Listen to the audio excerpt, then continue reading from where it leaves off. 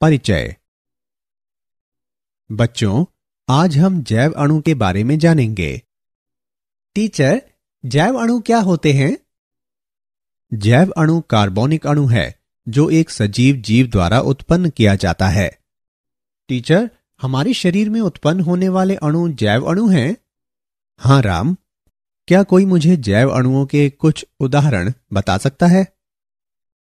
Teacher, जैव अणु के अनेक उदाहरण हैं, जैसे कि प्रोटीन, पॉलीसेकेराइड्स, न्यूक्लिक अम्ल आदि। बहुत अच्छा श्वेता। इस पाठ में आप जंतुओं में पाए जाने वाले जैव अणुओं के बारे में जानेंगे।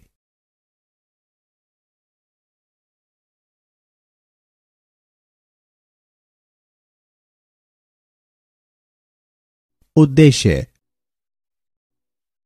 इस पाठ के अंत में आप निम्न करने में सक्षम हो जाएंगे: रासायनिक संगठन का विश्लेषण करना, न्यूक्लियोटाइड्स की व्याख्या करना, प्राथमिक व द्वितीयक उपापचयज की चर्चा करना, वृहत जैव अणुओं के बारे में जानना, प्रोटीन की चर्चा करना, पॉलीसेकेराइड्स की चर्चा करना, न्यूक्लियस अम्ल की चर्चा करना, प्रोटीन की संरचना का वर्णन करना,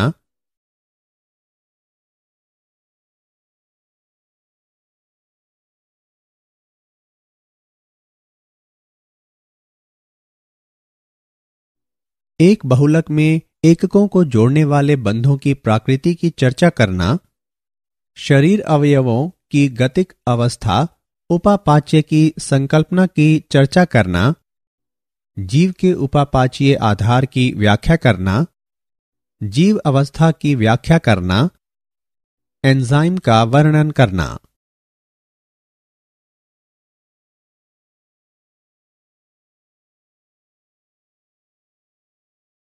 रासायनिक संगठन का विश्लेषण कैसे करें?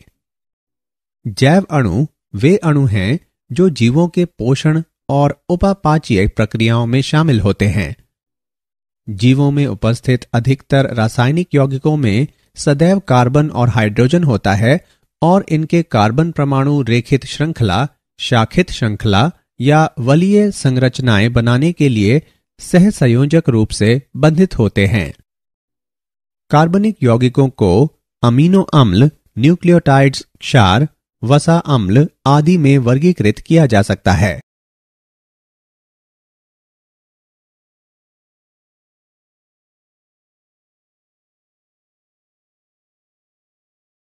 अमीनो अम्ल।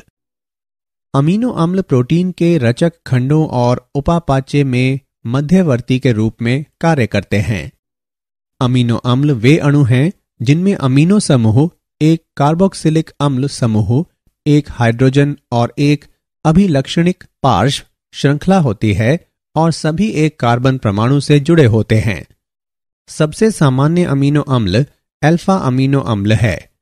पार्श्व श्रृंखलाएं या आर समूह एक हाइड्रोजन परमाणु से लेकर बड़ी जटिल पार्श्व श्रृंखलाओं तक हो सकते हैं। प्रत्येक अमीनो अम्ल के अद्वितीय भौतिक और रासायनिक गुण आर समूह की संरचना और रासायनिक गुणों का परिणाम है। कार्बोक्सिल और अमीनो समूह की संख्या के आधार पर अम्लीय, क्षारीय और उदासीन अमीनो अम्ल होते हैं। ग्लूटामिक अम्ल अम्लीय अमीनो अम्ल है। लाइसिन क्षारीय अमीनो अम्ल है। वेलिन उदासीन अमीनो अम्ल है।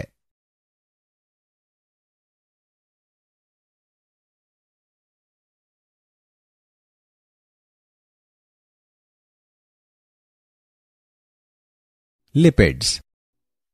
लिपिड्स कार्बनिक अणु हैं जो जल में अघुलनशील होते हैं।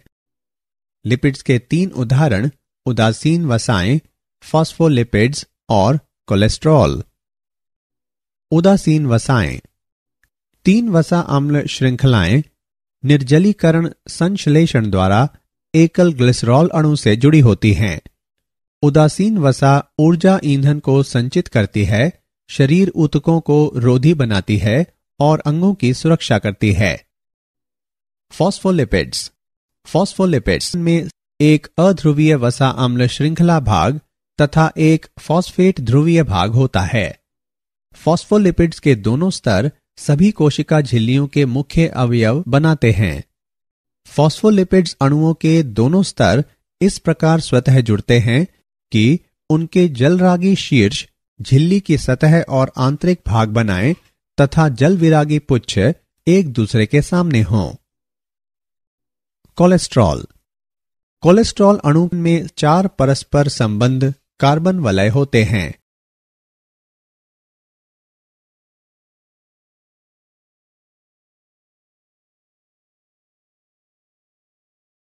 न्यूक्लियोटाइड्स। न्यूक्लियोटाइड न्यूक्लिक अम्ल जैसे कि डीएनए और आरएनए के बुनियादी निर्माण खंड हैं। यह एक कार्बनिक यौगिक है जो नाइट्रोजनी क्षार, शर्करा और एक फॉस्फेट समूह का बना होता है। इनमें से कुछ नाइट्रोजन क्षार हैं। एडेनिन, थाइमीन, ग्वानिन, साइटोसिन व यूरेसिल हैं। यदि नाइट्रोजन क्षार शर्करा से जुड़े होते हैं तो वे न्यूक्लियोसाइड कहलाते हैं। एडेनोसिन, ग्वानोसिन, थाइमिडिन, यूरिडिन व साइटिडिन न्यूक्लियोसाइड्स हैं। एडेनिलिक अम्ल, थाइमिडिलिक अम्ल, ग्वानिलिक अम्ल, यूरिडिलिक अम्ल और साइटिडिलिक अम्ल न्यूक्लियोटाइड्स हैं।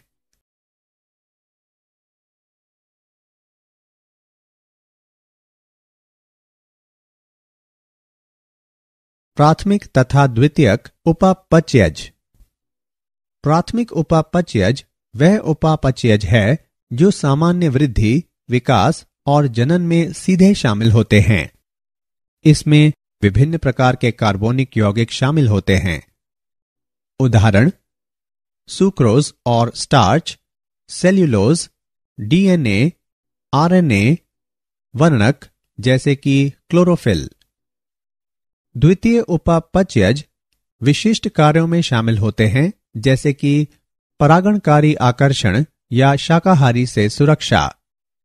इन्हें 3 श्रेणियों में वर्गीकृत किया जा सकता है: एल्केलाइड, टर्पिनवाइड्स, फिनोलिक्स।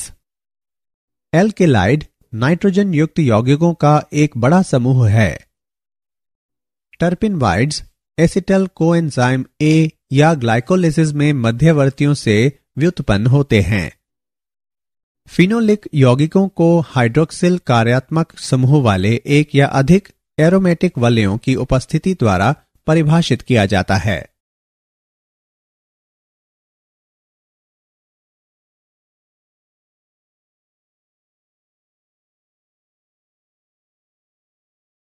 वृहत जैव अणु।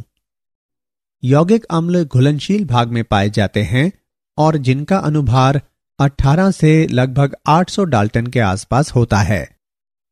वृहत जैव अणु जो अम्ल विलीय अंश में पाए जाते हैं जैसे प्रोटीन, न्यूक्लिक अम्ल, पॉलीसैकेराइड्स और लिपिड्स।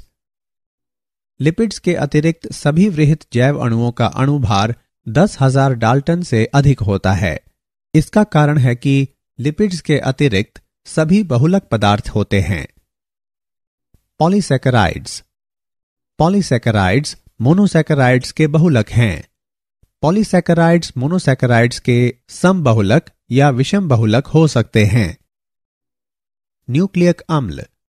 न्यूक्लिक अम्ल न्यूक्लियोटाइड्स के बहुलक होते हैं। प्रोटीन। प्रोटीन अमीनो अम्ल के बहुलक हैं।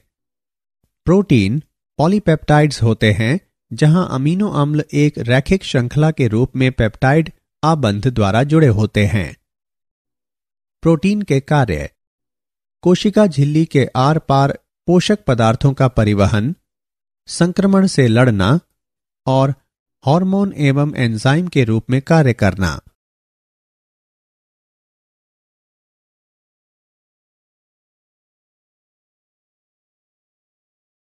प्रोटीन। प्रोटीन पेप्टाइड आबंध द्वारा सहसंयोजक रूप से एक श्रृंखला में जुड़े अमीनो अम्लों के बहुलक होते हैं। प्रोटीन प्रतिजनों से शरीर की सुरक्षा करने में शामिल प्रतिरक्षी के रूप में कार्य करते हैं। संकुचनशील प्रोटीन गति के लिए जिम्मेदार होते हैं। उदाहरण के लिए एक्टिन और म्योसिन। प्रोटीन पेप्टाइड बंधों द्वारा आपस में जुड़े अमीनो अम्लों के बहुलक हैं। अमीनो अम्ल 21 प्रकार के होते हैं जो हर तरह के प्रोटीन बनाते हैं। प्रत्येक अमीनो अम्ल में एक हाइड्रोजन, एक कार्बोक्सिल समूह, एक अमीनो समूह और एक विशिष्ट पार्श्व श्रृंखला या आर समूह से बंधित केंद्रीय कार्बन से बनी मौलिक डिजाइन होती है।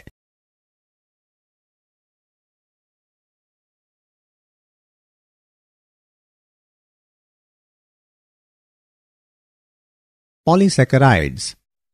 पॉलीसैकेराइड्स जटिल कार्बोहाइड्रेट्स होते हैं। वे मोनोसैकेराइड्स की श्रृंखलाओं के बने होते हैं जो ग्लाइकोसिडिक बंधों द्वारा आपस में जुड़े होते हैं। सेल्यूलोज पादप कोशिका भित्ति का मुख्य अवयव है। यह प्रति श्रृंखला लगभग 10,000 ग्लूकोज इकाइयों वाला एक अशाखित बहुलक है। Chitin N acetyl D glucosamine का एक अशाखित बहुलक है। यह कवकों में पाया जाता है और ऑर्थोपॉड एवं निम्न जंतुओं के बाह्य कंकाल का मुख्य अवयव है, जैसे कीट, केकड़ा और श्रिम्प, चिराट के कवच। ग्लाइकोजन शाखन बिंदु प्रदान करने वाले अल्फा 1,6 ग्लाइकोसिडिक बंधों तथा अल्फा 1,4 ग्लाइकोसिडिक बंधों द्वारा जुड़ी ग्लूकोज इकाइयों का बना एक पॉलीसैकेराइड्स है।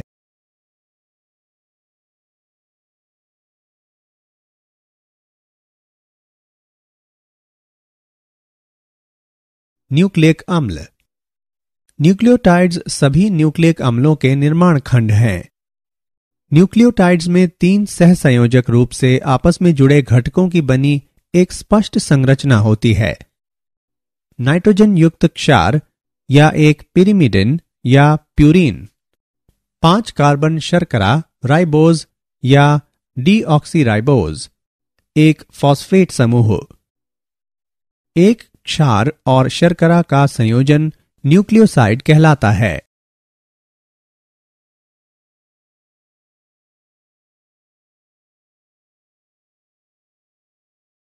प्रोटीन की संरचना। प्रोटीन पेप्टाइड बंधों द्वारा जुड़ी अमीनो अम्लों की एक या अनेक श्रृंखलाओं की बनी होती है और एक विशिष्ट त्रिमिमीय आकार में वलित होती है।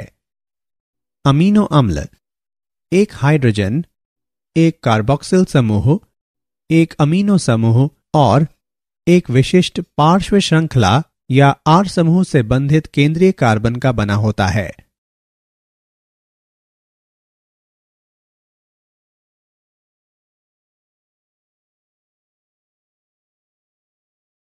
प्रोटीन संरचना के स्तर। प्राथमिक संरचना। प्रोटीन में अमीनो अम्लों का रैखिक व्यवस्थापन और सहसंयोजक अनुबंधों की स्थिति, जैसे कि अमीनो अम्लों के बीच में डाइसल्फाइड बंध। द्वितीयक संरचना। प्रोटीन के भीतर वलन का क्षेत्र, उदाहरण अल्फा हेलिक्स और चुन्नटदार परत सहित, जो हाइड्रोजन बंधन द्वारा स्थायीकृत होते हैं। तृतीयक संरचना। प्रोटीन की अंतिम त्रिविमीय संरचना, जो अमीनो अम्लों के बीच अनेक गैर सहसंयोजक अंतःक्रियाओं का परिणाम है। चतुष्क संरचना। गैर सहसंयोजक अंतःक्रियाएं जो बहु पॉलीपेप्टाइड्स को एकल बड़ी प्रोटीन में बांधता है। 2 अल्फा ग्लोबिन और 2 बीटा ग्लोबिन पॉलीप्रोटीन्स के संयोजन के कारण हीमोग्लोबिन में चतुष्क संरचना होती है।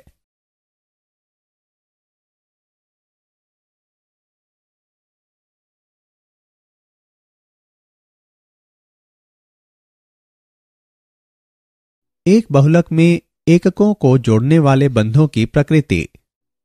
पेप्टाइड बंध। यह बंध तब बनता है जब एक अमीनो अम्ल का कार्बोक्सिल समूह अगले अमीनो अम्ल के अमीनो समूह के साथ अभिक्रिया के बाद जल अणु निकलते हैं। यह अमीनो अम्लों को एक पॉलीपेप्टाइड श्रृंखला में जोड़ता है। ग्लाइकोसाइडिक बंध। यह बंध पॉलीसैकेराइड्स बनाने के लिए निकटवर्ती मोनोसैकेराइड्स के 2 कार्बन परमाणुओं को जोड़ता है। इसमें निर्जलीकरण भी शामिल है। फॉस्फोडाइस्टर बंध। यह बंध न्यूक्लियक अम्ल बनाने के लिए दो न्यूक्लियोटाइड्स को जोड़ता है। यह शर्करा के फॉस्फेट और हाइड्रोक्सिल समूहों के बीच बनता है।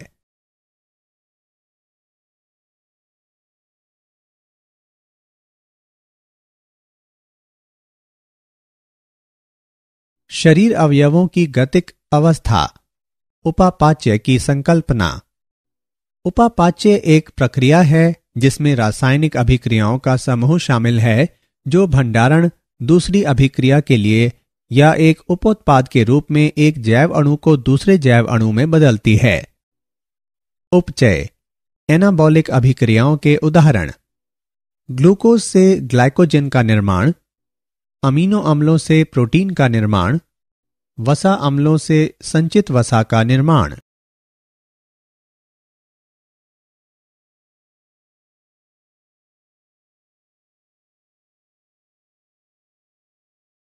जीव का उपापाची आधार। जटिल अणुओं के सरल अणुओं में उपापाची विखंडन से ऊर्जा का मुक्त होना अपचयी अभिक्रिया है। अपचयी अभिक्रियाओं के उदाहरण: ग्लाइकोलिसिस, यह ग्लूकोज के निम्नीकरण द्वारा एडिनोसिन ट्राइफॉस्फेट के उत्पादन के लिए उत्तरदायी है। ग्लाइकोजिनोलिसिस, ग्लाइकोजन का जल अपघटन ऊर्जा उत्पादन के लिए पेशी कोशिकाओं तथा रुधिर शर्करा के स्तर को बनाए रखने के लिए यकृत कोशिकाओं में होता है।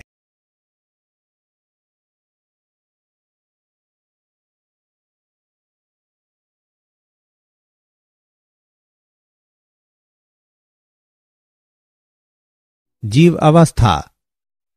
जैविक यंत्र का सबसे महत्वपूर्ण तथ्य यह है कि सजीव प्रत्येक जैव अणु की सांद्रताओं द्वारा अभिलक्षित एक स्थिर अवस्था में मिलते हैं। रासायनिक या भौतिक प्रक्रियाएं स्वतः सामान्य अवस्था को प्राप्त करती हैं और स्थिर अवस्था एक सामान्य अवस्था होती है। सभी सजीव हमेशा कार्य करते हैं, उनमें कभी भी सामान्य अवस्था की स्थिति नहीं हो सकती। इसलिए जीव अवस्था एक असाम्य स्थायी अवस्था होती है जिससे कार्य संपन्न होते हैं। जीव प्रक्रिया एक लगातार प्रयास है जिसमें साम्यावस्था से बचा जा सके। इसे ऊर्जा इनपुट द्वारा प्राप्त किया जा सकता है। उपापचय से ऊर्जा प्राप्त होती है, इसलिए जीव अवस्था और उपापचय एक समान हैं। बिना उपापचय के जीव अवस्था प्राप्त नहीं हो सकती।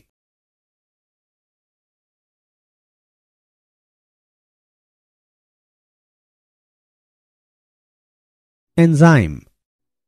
एंजाइम एक पदार्थ है जो सजीवों द्वारा उत्पन्न किए जाते हैं। जैव रासायनिक अभिक्रिया संपन्न करने के लिए उत्प्रेरक के रूप में कार्य करता है। लगभग सभी एंजाइम प्रोटीन होते हैं। एंजाइमों में सभी प्रोटीनों जैसे प्राथमिक, द्वितीयक और तृतीयक संरचनाएं भी होती हैं। सक्रिय स्थल पर क्रियाधार व्यवस्थित होते हैं और अभिक्रिया को तेज गति से उत्प्रेरित करते हैं।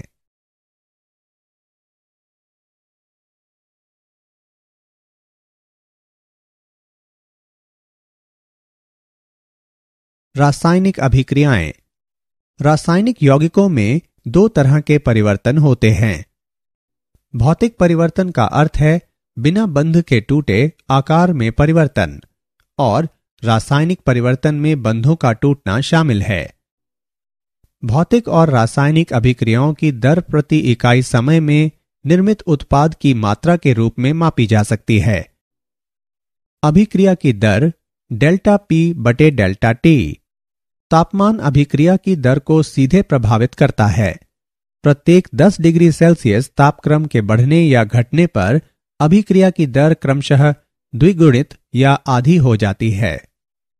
परम तापमान में वृद्धि के कारण औसत गतिज ऊर्जा बढ़ जाती है और देहली ऊर्जा से अधिक ऊर्जा वाले अणुओं की संख्या भी बढ़ जाती है। इसलिए यह देखा गया है कि अभिक्रिया की दर तापमान में वृद्धि के साथ बढ़ जाती है।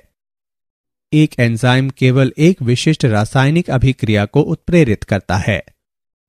उदाहरण के लिए, माल्टोज शर्करा आपस में जुड़े दो ग्लूकोज अणुओं की बनी होती है। एंजाइम माल्टेज का आकार इस तरह का होता है कि यह बंध को तोड़ सके और 2 ग्लूकोज अणुओं को मुक्त कर सके।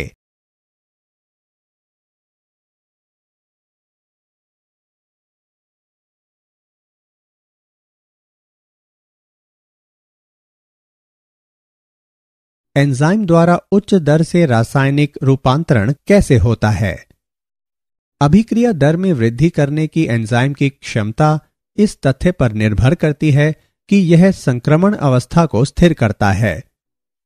संक्रमण अवस्था में ऊर्जा सक्रियण ऊर्जा होती है, जिसे अभिकारकों को उत्पाद में बदलने के लिए अभिकारकों के कुछ बंधों को तोड़ने के लिए आवश्यक न्यूनतम ऊर्जा के रूप में परिभाषित किया जाता है। एंजाइम अपने सक्रिय स्थल को आकार देकर सक्रियण ऊर्जा घटा लेते हैं ताकि यह संक्रमण अवस्था में व्यवस्थित हो सके, चाहे यह क्रियाधार से बेहतर हो। उदाहरण के लिए, कैटालेज का एक अणु प्रति सेकंड हाइड्रोजन पेरोक्साइड के 40 मिलियन अणुओं को तोड़ सकता है।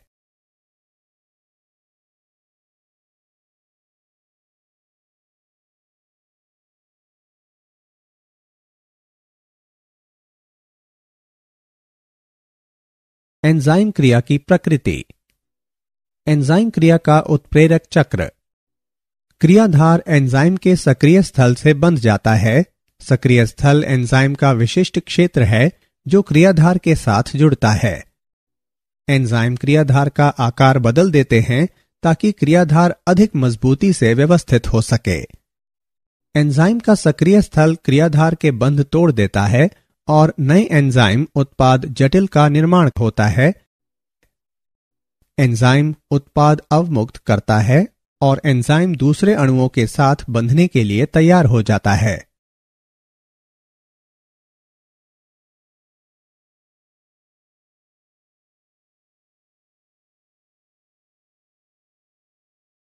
एंजाइम क्रियाविधि को प्रभावित करने वाले कारक।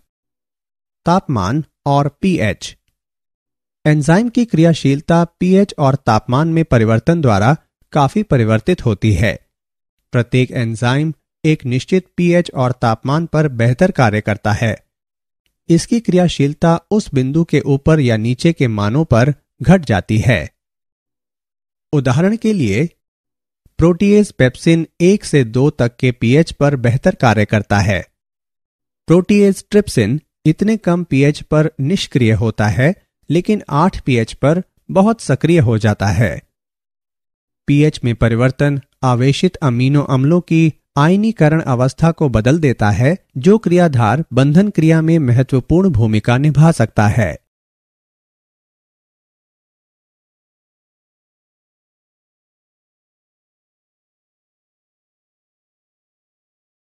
क्रियाधार की सांद्रता। यदि एंजाइम की मात्रा को नियत रखा जाता है और क्रियाधार सांद्रता को धीरे धीरे बढ़ाया जाता है, तो सर्वोच्च गति प्राप्त करने तक अभिक्रिया वेग में वृद्धि होगी। उस बिंदु के बाद क्रियाधार सांद्रता में वृद्धि वेग में वृद्धि नहीं करेगी। सद्मक पदार्थ होते हैं जिससे एंजाइम की उत्प्रेरक क्रिया परिवर्तित हो जाती है और फलस्वरूप उत्प्रेरण मंद पड़ जाता है या बंद हो जाता है। प्रतिस्पर्धात्मक संदमन तब होता है जब क्रियाधार और क्रियाधार के समान पदार्थ दोनों को एंजाइम में मिलाया जाता है।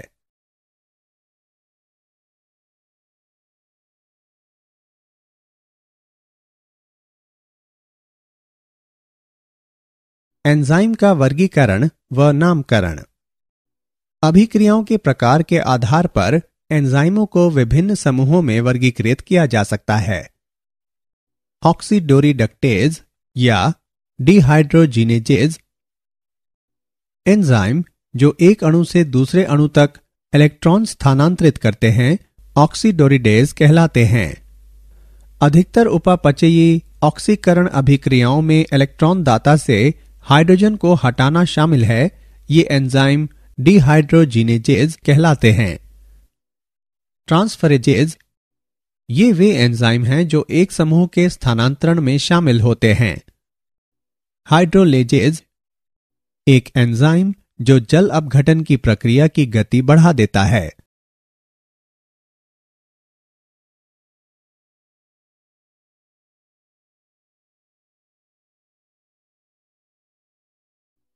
लाइजेज ये वे एंजाइम हैं जो जल अपघटन या ऑक्सीकरण के अतिरिक्त विधि द्वारा CC, CO और अन्य बंधों के विदलन को उत्प्रेरित करते हैं। आइसोमरेजेज ये एंजाइम समावयवों के संरचनात्मक पुनर्व्यवस्था को उत्प्रेरित करते हैं। उदाहरण के लिए फ्यूमरेज। लाइगेजेज ये एंजाइम नए बंध बनाकर दो अणुओं को जोड़ते हैं। उदाहरण के लिए सिट्रिक अम्ल।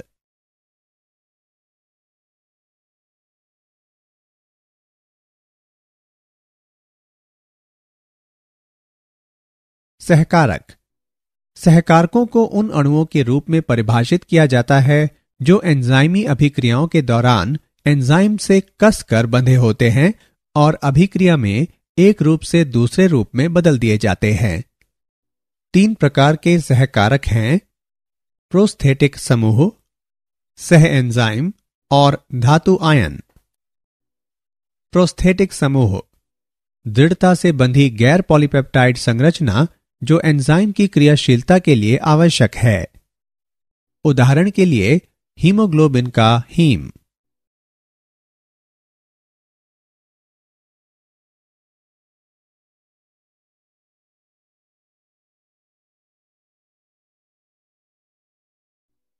सह एंजाइम ये कार्बनिक सहकारक हैं जैसे कि निकोटिनामाइड, एडेनिन, डाइन्यूक्लियोटाइड NAD और क्लेविन मोनोन्यूक्लियोटाइड FMN जो ऑक्सीकरण अपचयन अभिक्रियाओं में शामिल होते हैं। धातु आयन ऑक्सीकरण अपचयन अभिक्रियाओं में भाग लेते हैं और एंजाइमों में आवेश संकुलों को स्थिर करते हैं।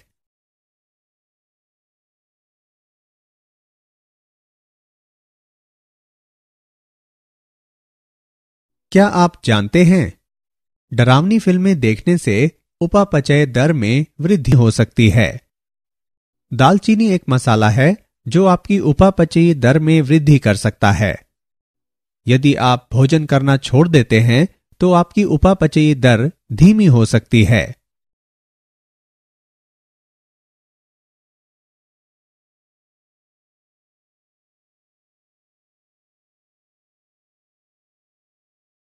सारांश। आइए हमने जो कुछ सीखा है उसे संक्षेप में दोहराएं। जैव अणु वे अणु हैं जो जीवों के पोषण और उपापचयी प्रक्रियाओं में शामिल होते हैं। अमीनो अम्ल प्रोटीन के निर्माण खंड और उपापचय में मध्यवर्ती के रूप में कार्य करते हैं। न्यूक्लियोटाइड न्यूक्लिक अम्ल के बुनियादी निर्माण खंड हैं जैसे कि DNA और RNA। पॉलीसैकेराइड्स मोनोसैकेराइड्स के बहुलक हैं। न्यूक्लियक अम्ल न्यूक्लियोटाइड्स के बहुलक हैं। प्रोटीन अमीनो अम्ल के बहुलक हैं। प्रोटीन के 4 स्तर प्राथमिक, द्वितीयक, तृतीयक, चतुष्क संरचना हैं। उपापाच्य एक प्रक्रिया है जिसमें रासायनिक अभिक्रियाओं का समूह शामिल है जो भंडारण, दूसरी अभिक्रिया के लिए या एक उपोत्पाद के रूप में एक जैव अणु को दूसरे जैव अणु में बदलती है। लगभग सभी एंजाइम प्रोटीन होते हैं। अभिक्रिया दर में वृद्धि करने की एंजाइम की क्षमता इस तथ्य पर निर्भर करती है कि यह संक्रमण अवस्था को स्थिर करता है। सहकारकों को उन अणुओं के रूप में परिभाषित किया जाता है जो एंजाइमी अभिक्रियाओं के दौरान एंजाइम से कसकर बंधे होते हैं और अभिक्रिया में एक रूप से दूसरे रूप में बदल दिए जाते हैं।